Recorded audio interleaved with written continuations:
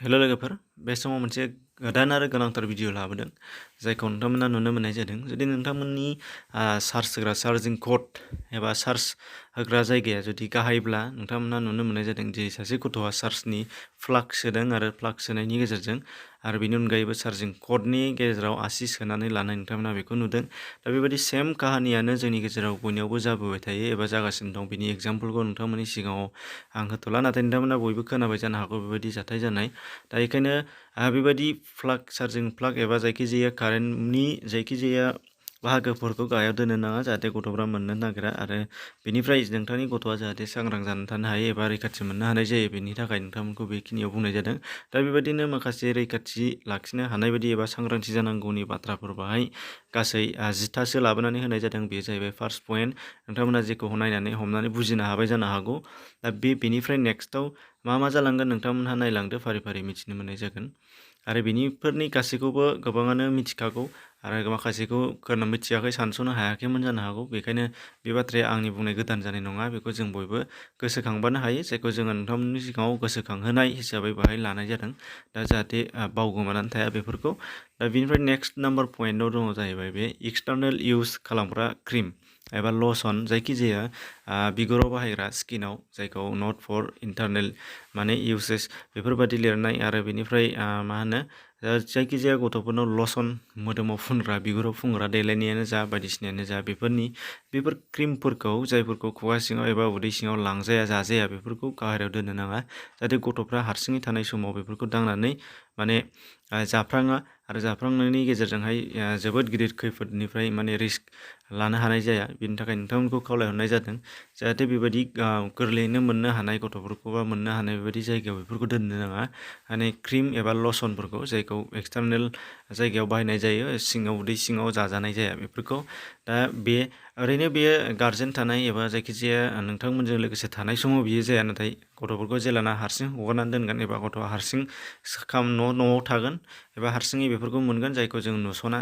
गिदिर मानसिया नुस'नाय नङा दा बेबायदि समावहाय बे काहानिया जालांगोन बेनिखायनो बिनि सिगांनो जोङो सांग्रां जानांगौआ जाहैबाय बिसोरनिफ्राय जाहाथे गोजानाव बेफोरखौ दोननो हायो बे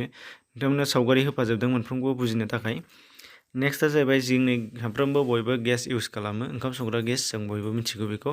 जोंनि सरासनस्रा न'खराव जानाय बियो बेबायदिनो गुबुन गुबुन जेसेबांनाखि न'खरा डिफारेन्स थागोन जेरै सिटियाव थाग्रा मानसिफोरनि लाइफ स्टाइलजों गथ'फोरनि माने सांग्रांथि लानांगौआ एसे आलादा जागोन नाथाय जोंनि गामियाव थानाय जों साफ्रोमबो दा सरासनस्रा जायखौ बाहायो बेनि सायाव बेयो सोलिदों दा गेस सिलिन्डारनि सबखा बेफोरखौबो जोङो मोजाङाव माने गाहायाव दोननो नाङा होनदों जायखौ गथ'फोर मोननो हानाय बायदि एबा दोनोबाबो गथ'फोरखौ बेफोर जायगाथिं थांनायनिफ्राय जोङो माबा मोनसे सेफटि खालामनानै दोननो नांगोन जाहाथे हारसिं थांनाय समाव गेस सिलिन्डार एबा गेसनि सबखा अन खालामा लाइटार अन खालामा जेरै सावगारियाव नुनो मोननाय जादों बेफोरबायदि गथ'फोरखौ गेलेनाय आरो बेफोरनि गेजेरजों गोबांथार एक्सिडेन्ट जानाय जोङो नुनो मोननाय जायो जायखौ नोंथांमोना बेबायदि जाहाथे दाजाथों आरो बेफोर जाथायफोरा जुदि नोंथांमोनाव जादोंबा मालाबाफोर नोंथांनि खोनासंबाय थानाय जायफोर नोंथांमोननि दङ बेफोरनियाव जालांबायनोबा आरो बेखौ गोसोखांहोफिननायनि थाखाय नोंथांमोननि सिगाङाव सरि बिनाय जादों जाहाथे बेबायदि जाबाय बायदोंबा दा बेनिफ्राय दङ नेक्स्टआव नोंथांमोना नुदों गारिनि साबिखौ जोङो बाइकआनो जा स्कुटारानो जा एबा जायखिजाया कारानो जा बे बेलायाव जों गारियाव जोङो माने गथ'फोर थानाय समाव जाय न'खराव गथ'फोर दङ साबि दोननो नाङा न'आव दोनबाबो जाहाथे गथ'आ नुस्लाबै समावहाय बाव हाबनानै गाखोनानै साबि अन खालामनानै बायदिसिना खालामनो हायो बेनि गेजेरजों गोबांथार एक्सिडेन्ट जानो हागौ आरो बेफोरखौ एक्सिडेन्ट जानायखौ नोंथांमोना गोबां भिडिअफोरावबो नुखाबाय जानो हागौ दा बे मोनसे नेक्स्टआव जाहैबाय टुल्सफोराव जोङो सरासनस्रा बयनिबो न'आव थायो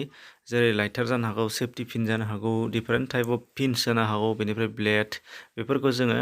माने जोङो सरासनस्रा जों बयबो जेराव मेरावनो दोनलाबायो नाथाय गथ'फोरनि थाखाय बियो जोबोद गिदिर खैफोद गिदिरफोरनि थाखायबो जायो नाथाय गिदिरफोरा सांग्रां थानो हायो नाथाय उन्दैफ्रा माने बिमा बिफा गैयि समाव बेफोरजों गेलेनाय समाव बेफोरखौ जोङो एक्सिडेन्ट जाजानो गिनांगौ फिसा फिनला नाथाय बेफोरनो जोबोद डेन्जारबो जानो हागौ माब्लाबा बे मोनसे बेनिफ्राय दङ नेक्स्टआव नुनो मोननाय जागोन जाग्रा बेसादनि बेलायाव जोङो खोबनानै दोननांगोन जायखिजाया बेसादखौनो माने भयाम एबा थेमा बा जायखिजाया खोबनानै दोनजाग्रा जायगाफ्राव दोननो नांगोन जाहाथे गुबुन गुबुन एम्फौफोर जेरै खांखमा बायदिसिनाफोर लिजार्ड माने मा होनो थिकथिखा बायदिसिनाफोर जालाङा आरो बेनिफ्राय खैफोद जाफैया बेफोरखौ जोङो नोंथांमोना सावगारियाव नुदों जिहेतु दसेनि थाखायल' नङा बियो गोबावनि थाखायानो जा दसेनि थाखायानो जा गासैनिबो थाखाय बे दोनथ'नाय बे हुदाखौ जोङो बानायनांगोन जायखौ जोङो बावफ्राङो एबा खोबनो बावनानै दोननाय बेसादखौनो मैयासो जादोंमोन दहायसो जादोंमोन बेफोरबायदि होननानै होनो नाङा नाथाय बेयावनो बिजानु थायोबा बिस गोनां जानो हागौ। बेनिफ्राय दं न' खाथिनि दैसा नैबे जोबोद इम्परटेन्ट बेबायदिजों गोबां गथ'फोरा गोमालांबाय आरो सोरनिबा नोंथांमोननि गेजेरावबो जालांबाय जानो हागौ बेफोरखौ नोंथांमोना मिथिबायबो जानो हागौ जे फुख्रि न'नि खाथियाव थानाय फुख्रि एबा दैसाफोर दङबा बेखौ बेरा एबा फेन्सिं होनानै दोननांगोन जोङो जाहाथे जोङो नुवा नुस्लाबा मिथिस्लाबै गथ'फोरा दैयाव अन्थाइ खुबैनाय मानाय बायदिसिना जाथायनि गेजेरजों दैयाव गलांनानै गोबां बेबायदि जाथावै जाथायफोरा जानानै थाङो। दा बेनि थाखाय जायफोरनाव हाखर दङ एबा दैसा दङ बेफोरखौ बेरा होनानै दोनथिं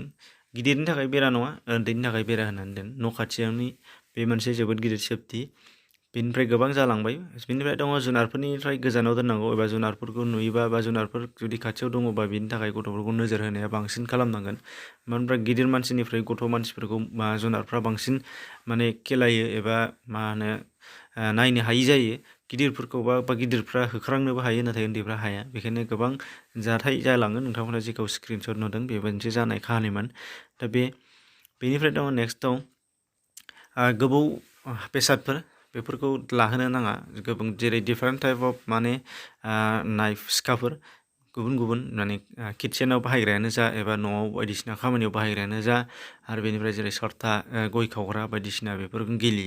गेलेनाय समाव बेफोरखौ नुयोबा बादा होनांगोन एबा नुनाय समाव बादा होनो हायो रायनो हायो नाथाय मानसि गैयि समाव बेखौनो दहायनो फार्स्टआव बुंखादों जे गिदिर मानसि गैयि समाव बेफोरखौ दांफ्रांगोन हारसिङै गेलेनाय समाव बेफोरखौ जाहाथे मोनसननानै लानो हाया जोङो नुवा नुस्लाबा बेबायदि गोफार बुस्थु गोफार गोबौ बायदिसिना बेसादफोरखौ जोङो नुयि समाव लाफ्रानानै जाहाथे गेलेया बेनि थाखायनो अलरेडि जेब्लाबो गोजौआव एबा मोननै थाङै जायगायाव दोनखानांगोन आरो बे मोनसे नेक्स्टआ दङ गथ'फोरजों गेलेनाय समाव सांग्रां जानाय जेरै गथ'फोरखौ जोङो गेदेर मानसिया गेलेनायखौ लादों बेवहाय अननानै जेरै नोंथांमोना नुदों गारदावनाय गथ'खौ लानानै खारदिंनाय एबा गथ'खौ लानानै मा होनो आखाइ थोंसेयाव हमनानै थिखोनाय बामनाय फिसाफ्रेनाय बेफोरो गथ'फोरनि देहायारि दाथाय एबा हारा मोदोम बायदिसिनाफ्रा जोबोद गुरै जायो गिदिरफोरनि बायदि नङा होनदों बेखायनो एसे एसेयावनो दाय जायो नाथाय बेफोर एफेक्ट जानानै थागोन गथ'नाव नाथाय बे गथ' समाव बानायजेननाय समाव आन्दाज मोना बेयो देरनानैसो बियो काहानिया जाहैगोन एबा देरनानैसो बियो जाथायखौ जों मिथिहैगोन बेखायनो उन्दै समाव बेफोरखौ सांग्रां खालामनांगोन बेनि अलरेडि गोबां बेबायदि भिडिअ ओंखारखांबाय बेफोरखौ नोंथांमोना नुखाबाय जानांगौ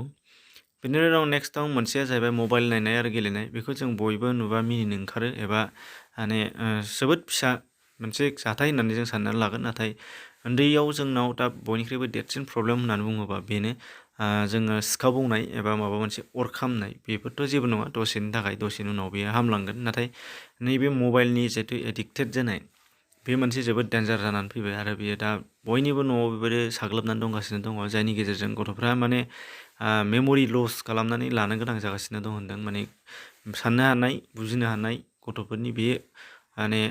गोहोआ खम जालांगासिनो दं होनदों बे जाहैबाय मबाइल इउजिंनि थाखायनो मबाइल बाहायनायनि थाखायनो जादों होनदों आरो बेनिफ्राय गोबांनावनो माने अबनर्माल बेनिफ्राय गुबुन गुबुन माने रायलायनो रोङि गेलेनो रोङि बायदिसिना जाथायफ्रा जालांगासिनो दङ होनदों दा बेफोरखौ नोंथांमोनाबो नुबाय जानो हागौ बेनि मोनसे मेन रिजन हिसाबै मबाइल इउज खालामनायखौ बुंगासिनो दङ दा बेखायनो बेयो मोनसे जोबोद गिदिर सांग्रांथि जाहाथे गोरलैनिफ्रायनो ओरैबायदि हगारसारनानै होआ जाहाथे गारजेनफ्रा खनसे देखायनाया जेबो अरजाया नाथाय गथ'नो कन्टिनिउ गाहा खामानि मोननायनि थाखाय हगारनानै होनाय बेबायदिया गोबां दङ दखान सहर बयबो नुयो दा बे मोनसे जोबोद गिदिर प्रब्लेम बेखौ बयनिफ्रायबो गोजानाव दोनथारनांगोन आरो बेनि अनगायैबो गुबुन गुबुन बेफोरबायदि सांग्रांथि लानांगौ दङ जेरै अरनि बेलायाव सांग्रां खालामनाय लामा बारस'नाय दैयाव गेलेनाय बायदिफोर जायखौ जों बयबो मिथिगौ जास्ट जोङो जानायनि सिगां एबा हगारनायनि सिगां खेबसे खेबनै सानबानो जाबाय गोसोआव खांफिनबानो जाबाय होमबानो बयबो बेफोरबायदि जाथाय जानायनिफ्राय रैखाथि मोनगोन बेखौ जों बयबो आसा खालामनो हायो बेखिनि शेयार खालामनानै गुबुनफोरनो जाहाथे बयबो मिथिहैनो हायो आरो बेबायदि गुबुन गुबुन इम्परटेन्ट आरो नोंथांनि थाखाय खामानियाव गोनां गथ'आनो जा गेदेरानो जा बेबायदि भिडिअ नायनो लुबैदोंबा डिसक्रिपसनाव लिंक दं बेयाव थांनानै हाबनानै नाय होनबानो मिथिनो मोननाय जागोन एसेनोसै गोजोन्थों।